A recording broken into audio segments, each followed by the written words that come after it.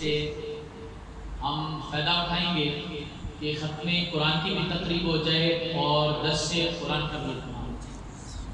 تو گزشتہ درس میں ہم نے سورۃ البقرہ کی آیت نمبر 25 تک مکمل کر لیا تھا۔ آج ہم نے سورۃ البقرہ کی آیت نمبر 26 کی تلاوت کی ہے۔ اس کے ذیل و ضمن میں انتہائی مختصر وقت میں چند باتیں آپ کی گوش گزار کروں گا۔ اللہ رب العزت کلمات الحق میری زبان پہ جاری اور خالی فرما کر کے اللہ رب العزت عمل پیرا ہونے کی توفیق عطا فرمائے۔ ارشاد باری تعالی ہے سورۃ البقرہ آیت نمبر 26، ان اللہ لا یستحیی ان یضرب مثلا ما بعوضۃ فما فوقها، بے شک اللہ اس بات سے حیا نہیں فرماتا کہ مثال سمجھانے کے لیے وہ کیسی ہی چیز کا ذکر فرمائے، خواہ مچھر کا یا اس سے بھی بڑھ کر۔ فَأَمَّا الَّذِينَ آمَنُوا فَيَعْلَمُونَ أَنَّهُ الْحَقُّ مِن رَّبِّهِمْ، بس وہ لوگ جو ایمان لائے وہ جانتے ہیں کہ یہ ان کے رب کی طرف سے حق ہے۔ وَأَمَّا الَّذِينَ فِي قُلُوبِهِم مَّرَضٌ وَأَمَّا الَّذِينَ كَفَرُوا فَيَقُولُونَ مَاذَا أَرَادَ اللَّهُ بِهَذَا مَثَلًا، اور وہ لوگ جنہوں نے کفر کیا وہ کہتے ہیں کہ ان مثالوں سے اللہ کی کیا مراد ہے۔ یضل بہ کثیرا، بہت سے لوگ ہیں جو اس قرآن کے ذریعے گمراہ ہو جاتے ہیں۔ ویہدی بہ کثیرا، بہت سے لوگ ہیں جو قرآن پڑھ کے ہدایت پا جاتے ہیں۔ وما یضل بہ الا الفاسقین، اور نہیں گمراہ کرتا اس سے اللہ تعالیٰ مگر فاسقین کو، نافرمانوں۔ ان اللہ لا یستحیی ان یضرب مثلا ما بعوضۃ فما فوقها، اللہ تبارک و تعالیٰ نے دو مثالوں کے ذریعے منافقین کے حال کو بیان کیا نا، مثلهم کمثل الذی استوقد نارا اور او کصیب من السماء، پھر یکاد البرق یخطف ابصارهم، کیونکہ ان کی باطنی جو خباثت تھی اس کو آشکار کیا تو منافقین نے اعتراض کرنے لگے کہ اللہ تعالیٰ یہ مثالیں کیوں بیان فرما رہا ہے۔ پھر اللہ تعالیٰ نے قرآن میں مکڑی کا ذکر کیا، قرآن میں اللہ تبارک و تعالیٰ نے مچھر کا ذکر کیا، قرآن میں اللہ تبارک و تعالیٰ نے مکھی کا ذکر کیا، تو کہنے لگے اللہ تو بہت بڑا ہے، بڑی شان والا ہے، پھر ان چھوٹی چھوٹی چیزوں کا ذکر قرآن میں کیوں آ رہا ہے۔ اصل وجہ یہ ہوتی ہے کہ قرآن نے اس سے پچھلی آیت میں ایک چیلنج دیا تھا، اب وہ چیلنج تو قبول کر نہیں سکے نا، تو اپنی شرمندگی کو دور کرنے کے لیے مزید اعتراض کرنے لگے۔ پچھلی آیت میں قرآن نے یہ چیلنج دیا تھا، وَإِن كُنتُمْ فِي رَيْبٍ مِّمَّا نَزَّلْنَا عَلَىٰ عَبْدِنَا فَأْتُوا بِسُورَةٍ مِّن مِّثْلِهِ، تم کہتے ہو کہ یہ قرآن خود گھڑ کے لے آئے ہیں، یہ شاعرانہ کلام ہے، یہ انسان کا لکھا ہوا کلام ہے، یہ اللہ کی طرف سے نازل شدہ کلام نہیں۔ اگر تم اپنے دعوے میں سچے ہو تو پھر اس قرآن کی مثل کوئی ایک چھوٹی سی صورت ہی لے آؤ، کوئی عبارت کا ایک ٹکڑا ہی لے آؤ کہ جس میں اس طرح کی فصاحت ہو، بلاغت ہو، روانی ہو، حقائق ہو، معنی کی لطافت ہو، اور اگر تم ایسا نہ کر سکو اور ہرگز نہ کر سکو گے تو پھر اس اعتراض کو چھوڑ دو۔ اور یہ قرآن کا دعویٰ آج تک قائم ہے، 1400 سال سے زیادہ عرصہ بیت چکا ہے، یہ قرآن کا دعویٰ اپنی جگہ پہ قائم ہے، لیکن آج تک کوئی اس کی مثال لانے کی جرات اور ہمت نہیں کر سکتا۔ تو اللہ کا قرآن کہتا ہے بے شک اللہ، لیکن اب مثال کو سمجھا، اب اللہ تبارک و تعالیٰ کی شان بڑی بلند ہے، لیکن اللہ تعالیٰ نے لوگوں کو صرف اپنا علم تو نہیں بتانا، بلکہ جہاں جس چیز کی ضرورت ہوتی ہے اللہ تبارک و تعالیٰ اس کے ذریعے سے بات کو سمجھانے کے لیے اس کا ذکر فرما دیتا ہے، اور اس کے لیے کسی بھی چیز کا ذکر کرنا پڑے لا یستحیی تو اللہ حیا نہیں فرماتا۔ سورہ احزاب کے اندر بھی اللہ تبارک و تعالی نے فرمایا نا فَإِذَا تَعِنْتُمْ فَانْتَشِرُوا وَلَا مُسْتَأْنِسِينَ لِحَدِيثٍ إِنَّ ذَلِكُمْ كَانَ يُؤْذِي النَّبِيَّ فَيَسْتَحْيِي مِنْكُمْ وَاللَّهُ لَا يَسْتَحْيِي مِنَ الْحَقِّ۔ وہاں بھی اللہ نے فرمایا کہ اللہ حق، یہ حیا کا مطلب کیا ہوتا ہے؟ شرم اور حیا کا مطلب یہ ہوتا ہے کہ بندہ اس کی وجہ سے وہ کام چھوڑ دے۔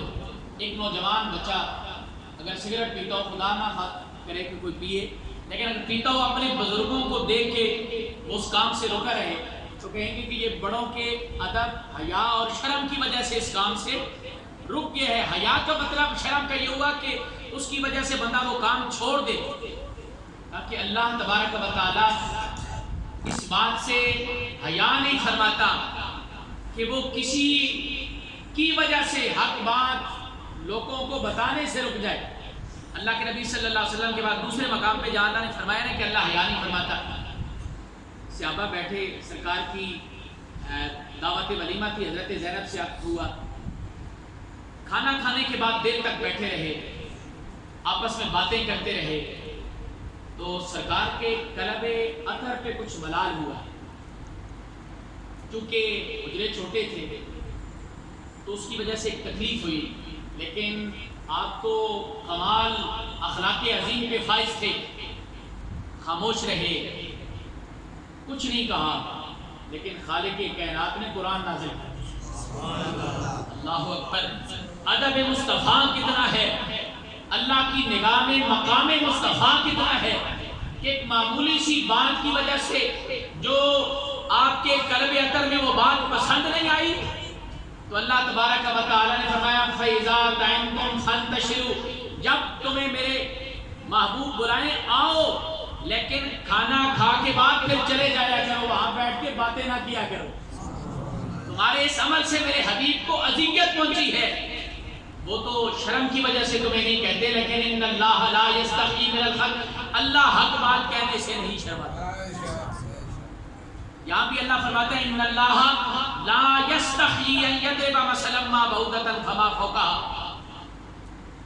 اللہ نہیں شرماتا اس بات سے کہ وہ مثال سمجھانے کے لیے مچھر کا ذکر کرے یا اس سے بھی بڑھ کر، یہ بڑھ کر سے مطلب اس سے اوپر یا اس سے بھی کم تر، دونوں معنی مفسرین نے بیان فرمائے ہیں، تاکہ یہ جو مثالیں اللہ تبارک و تعالی بیان فرماتے ہیں نا، فَأَمَّا الَّذِينَ آمَنُوا فَيَعْلَمُونَ أَنَّهُ الْحَقُّ مِن رَّبِّهِمْ، ایمان والے تو جانتے ہیں کہ یہ مثالیں رب کی طرف سے حق ہیں، لیکن وَأَمَّا الَّذِينَ كَفَرُوا فَيَقُولُونَ مَاذَا أَرَادَ اللَّهُ بِهَذَا مَثَلًا، جو کافر ہیں وہ قرآن پہ اعتراض کرتے ہیں کہ ان مثالوں سے اللہ کی مراد کیا ہے۔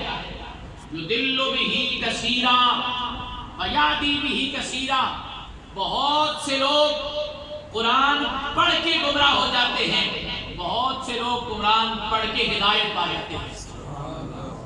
اب میں سوال کرنا چاہوں گا، قرآن کسی کو گمراہ کرنے کے لیے تو نہیں آیا نا، قرآن تو ہدایت ہے، ہدی للناس وبینات من الہدی والفرقان، لیکن پھر گمراہ کون ہوتا ہے؟ دیکھیں جس طرح سورج جب نکلتا ہے، سورج جب روشن ہوتا ہے، اس کی روشنی سے فائدہ صرف وہی لوگ اٹھاتے ہیں جن کی روشنی سلامت ہوتی ہے، جن کی آنکھوں کی روشنی اور نور بصارت سلامت ہوتی ہے۔ جو نابینا شخص ہے وہ سورج کی روشنی سے فائدہ نہیں اٹھا سکتا۔ قرآن تو ساروں کے لیے ہدایت ہے، لیکن قرآن کی ہدایت سے مستفیض وہی ہوتے ہیں جن کے سینوں میں عشق مصطفیٰ کی روشنی ہوتی ہے۔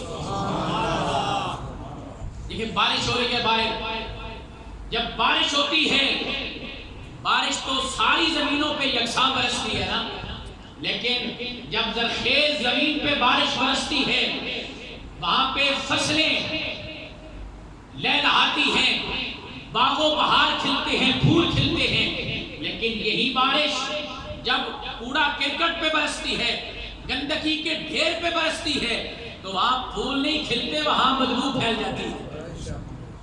تو یہ قرآن کی بارش، قرآن کے نور کی بارش، قرآن کی ہدایت کی بارش، یہ سب پہ برس رہی ہے، لیکن اس سے مستفیض وہی ہوتے ہیں کہ جن کے سینے عشق مصطفیٰ سے آباد ہوتے ہیں۔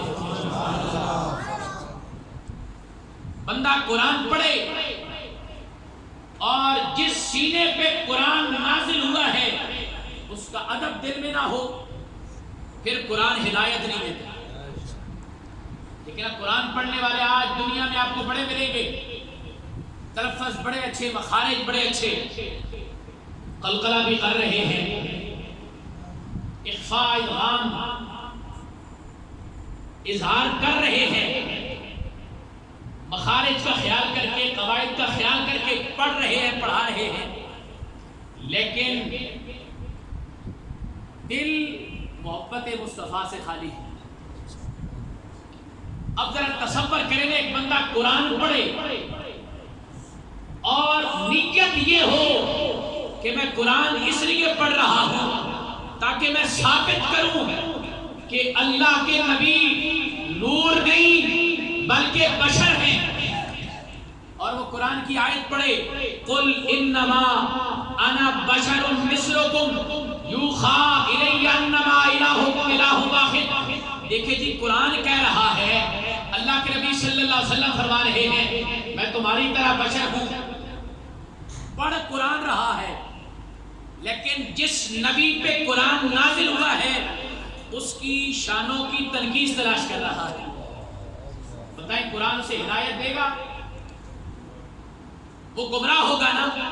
اور جس کے سینے میں محبت مصطفیٰ ہوگی وہ کہے گا قرآن حضور کی بشریت کو بیان کر رہا ہے کہ اللہ کے نبی کوئی جن نہیں ہے، فرشتے نہیں ہیں، لباس بشریت میں آئے ہیں، لیکن عام بشر نہیں ہیں، افضل البشر ہیں، بے مثل بشر ہیں، بلکہ محبوب خدا سید و سرور کے برابر، لاؤ تو کوئی میرے پیغمبر کے برابر، لاکھوں ہیں زمانے میں سکندر کے برابر، پر کوئی نہیں آقا تیرے نوکر کے برابر۔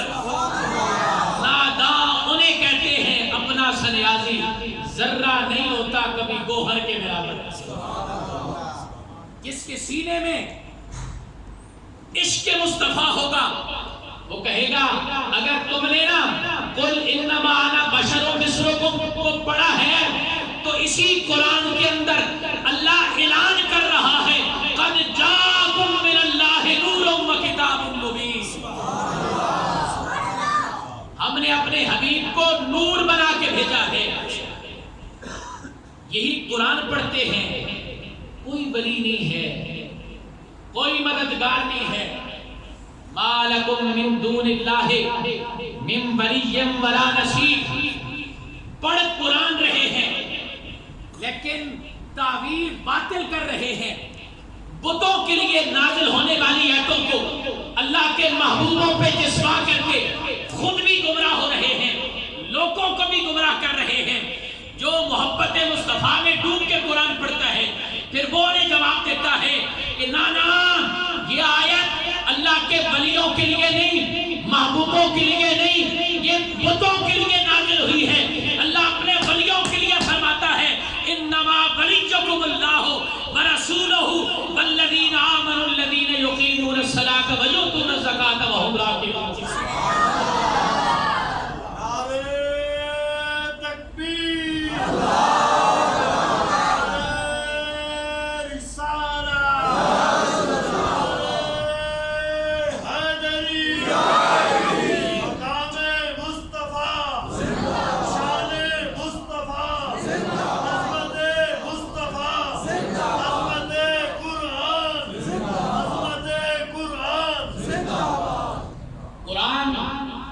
عشق مصطفیٰ میں ڈوب کے پڑھنا اور ہمیشہ یاد رکھنا بس جی بچہ قرآن پڑھ جائے کہیں بھی ہو، قرآن بڑا اچھا پڑھاتے ہیں، میں نے کہا اگر بچہ قرآن پڑھ کے صاحب قرآن کا گستاخ بن جائے، قرآن پڑھ کے گمراہ ہو جائے، قرآن پڑھ کے باپ مر جائے، میں نے آنکھوں سے دیکھا ہے میری برادری میں باپ مر گیا ہے، لوگ فاتحے کے لیے آ رہے ہیں، حافظ صاحب ہاتھ ہی نہیں اٹھاتے. تو کیا فائدہ قرآن پڑھ کے؟ اللہ کے نبی صلی اللہ علیہ وسلم فرماتے ہیں، ابن کثیر کی روایت ہے، علماء کی موجودگی میں ذمہ داری سے عرض کر رہا ہوں، فرمایا مجھے قرآن سے خطرہ ہے، مجھے قرآن سے خطرہ ہے. یتعلم بہ المنافقون ویجادلون بہ المؤمنین، کہا کہ قرآن منافق پڑھانے لگ جائیں گے، منافق قرآن کا درس دینے لگ جائیں گے، مدرسے کھول لیں گے اور پھر قرآن پڑھ کے میرے غلاموں سے لڑیں گے، میرے غلاموں پر شرک کے فتوے لگائیں گے. ایاک نعبد و ایاک نستعین، صرف اللہ ہی سے مدد مانگیں. میں نے کہا کوئی وسیلہ نہیں ہے، یہ وسیلہ شرک ہو جاتا ہے. لیکن جو محبت رسول میں ڈوب کر قرآن پڑھتے ہیں، کہا قرآن نے ہمیں وسیلے کا حکم دیا ہے، تیری مانے یا قرآن کی مانے. اللہ کا قرآن کہتا ہے یا ایھا الذین آمنوا اتقوا اللہ وابتغوا الیہ الوسیلہ، اے ایمان والو اللہ کے لیے وسیلہ تلاش کرو. یضل بہ کثیرا، قرآن گمراہ نہیں کرتا. وہ قرآن پڑھ کے گمراہ اس لیے ہوتے ہیں کہ قرآن سے ہدایت لینے کے لیے قرآن پڑھتے نہیں ہیں. مناظرہ ہو گیا جی. ایک وہ تھا کہ جس نے ثابت کرنا تھا کہ حضور علم غیب نہیں جانتے،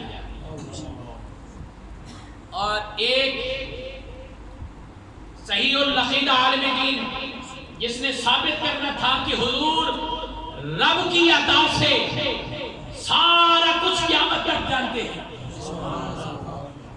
جب مناظرہ شروع ہونے لگا نہ کہا حضرت اپنی اپنی قسمت کی بات، کہا تم نے مناظرے کی تیاری کے لیے رات بھر کتابیں پڑھی ہیں، روایتیں پڑھی ہیں، قرآن کی آیتیں پڑھی ہیں، میں نے بھی پڑھی ہیں، لیکن فرق بہت ہے. تم نے قرآن اس نظریے سے پڑھا ہے کہ مجھے وہ آیتیں مل جائیں کہ جن میں نفی ہو کہ اللہ کے نبی کو کسی چیز کا علم نہیں.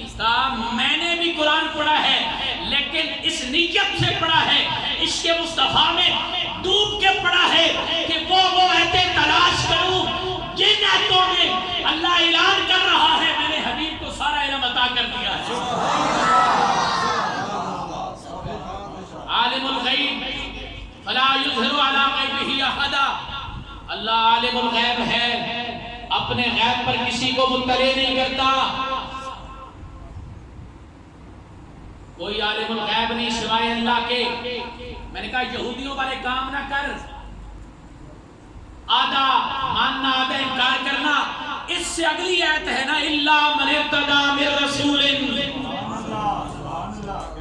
اللہ اپنے غیب پر کسی کو مطلع نہیں کرتا، لیکن جس رسول کو چن لیتا ہے پھر اللہ غیب بھی عطا کر دیتا ہے. ولیکن اللہ یجتبی من رسلہ من یشاء، اور وما هو علی الغیب بضنین. یہ اپنی اپنی قسمت کی بات ہے. تو قرآن دیکھیں نا، قرآن جب بندہ پڑھے تو اس نظریے سے پڑھے نا کہ میں نے قرآن سے عقیدہ لینا ہے. باہر بارش ہو رہی ہے، آپ بارش کا پانی برتن میں جمع کرنا چاہتے ہیں، برتن آپ رکھتے ہیں سین کے اندر اور برتن کو آپ الٹا کر کے رکھ دیتے ہیں. تو بتائیں بارش بحر الکاہل بھی برس جائے، ساری رات بھی بارش برستی رہے، تو کیا الٹے برتن میں بھی کوئی پانی جمع ہوگا؟ تو قرآن سے ہدایت لینی ہے، اس کے رحمت سے اور بارش سے مستفیض ہونا ہے، تو پھر اپنے دل کو برتن کو سیدھا کر کے لانا پڑے گا. اپنے ذہن کو خالی کر کے، دل کو صاف کر کے، کشکول بنا کے، بیکاری بن کے رب کی بارگاہ میں آ جائے اور قرآن پڑھیں، پھر دیکھیں نا قرآن کیسے ہدایت دے. یضل بہ کثیرا ویہدی بہ کثیرا، اور وہ لوگ بھی قرآن سے گمراہ ہو جاتے ہیں جو قرآن کو جادو ٹونوں کے لیے استعمال کرتے ہیں. جتنے یہ جادو کرنے والے ہیں، یہ جب تک قرآن کی بے ادبی نہ کریں ان کا وہ جادو ٹونا چلتا نہیں ہے۔ جب یہ قرآن کی بے ادبی کرتے ہیں پھر شیاطین خوش ہوتے ہیں، پھر وہ آ کے ان کے کام کرتے ہیں۔ اس لیے جادو کرنے والا بھی کرانے والا بھی دائرہ اسلام سے نکل جاتا ہے۔ تو بچیں ایسے لوگوں سے، خود قرآن کی تلاوت کریں، قرآن سے ہدایت لیں، قرآن کی برکات حاصل کریں۔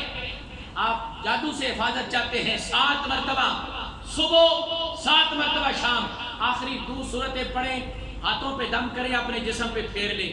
قرآن کی برکت سے اللہ تبارک و تعالیٰ آپ کی حفاظت فرمائے گا۔ یضل بہ کثیرا ویہدی بہ کثیرا وما یضل بہ الا الفاسقین، اور نہیں گمراہ ہوتے اس قرآن سے مگر فاسق۔ فاسق کبیرہ گناہ کرنے والا، اور فاسق بمانا کافر بھی ہوتا ہے، فاسق بمانا کفر اور شرک بھی ہوتا ہے، کبیرہ گناہ کرنے والا بھی فاسق ہوتا ہے۔ کہا قرآن سے وہی لوگ گمراہ ہوتے ہیں جو فاسق ہیں، جو کافر ہیں، جو مشرک ہیں، جو گستاخ ہیں۔ تو قرآن بہت پڑھتا ہے، ہر بات قرآن سے استدلال کرتا ہے۔ میں نے کہا جتنے بھی باطل فرقے گزرے ہیں، وہ قدریہ ہوں، جبریہ ہوں، معتزلہ ہوں، یا آج کے وقت کے گستاخ فرقے ہوں، سارے قرآن پڑھتے ہیں۔ وہ قرآن کو نہیں بدل سکتے، قرآن کی تشریح باطل طریقے سے کرتے ہیں، وہ معنی اور مفہوم بدل دیتے ہیں۔ اس لیے سوچ سمجھ کے سنا گیا ہے۔ تو میں نے یوٹیوب پہ سنا ہے جی مولانا صاحب یہ کہہ رہے ہیں، میں نے کہا کہ بندے نے پترا سنا کرنا یوٹیوب پہ ضروری ہے، اور جیل میں ہے سنو، اسے گستاخ سنو، گمراہ سنے میں جوانا نال گل کی تھی، بزرگاں نال نہیں کی تھی، یہ جوان سمجھ رہے ہیں۔ آپ سمجھدار آدمی ہیں، کسی سمجھدار کو سنیں، محبت والے ہیں کسی محبت والے کو سنیں، کسی گستاخ رسول کو نہ سنیں، کسی گستاخ صحابہ کو نہ سنیں، کیونکہ بندے کے پاس علم نہ ہو وہ اس طرح کی باطل تعبیریں کرتے ہیں کہ بندے کا ایمان ڈگمگا جاتا ہے۔ اور ایسے لوگوں کی صحبت میں نہ بیٹھیں، ایسے لوگوں کے پاس اپنے بچوں کو نہ بھیجیں۔